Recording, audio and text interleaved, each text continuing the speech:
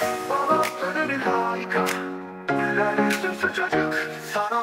İzmir döner en mükemmel, kim yedi? Herkes yedi. Türk baba halkın dostu, gel bir dene lezzet katı. Elleri temiz, kalbi büyük, herkes övüyor yürekten. İzmir döner en mükemmel, kim yedi? Herkes yedi. Türk baba halkın dostu, gel bir dene lezzet katı.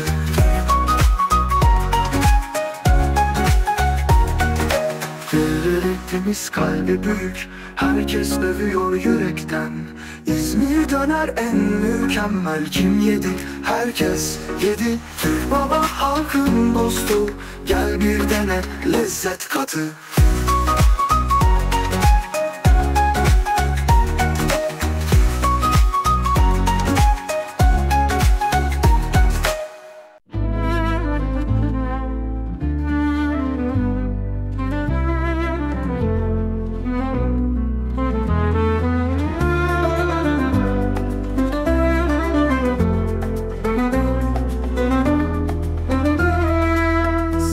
Akşam çalışırım o, sevgi ile yapar hep o, hep o.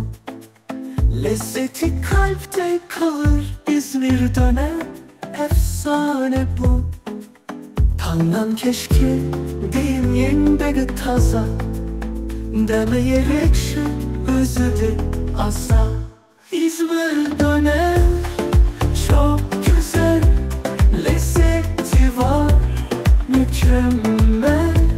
Gel tadına, gör hemen. Türk baba sen bir efsane. Yeşim kentimden oy bu, bu. Gel tat karşısın raja bu. Türk ata yendim sıyık, sizge arnap yazdım jır. İzmir'de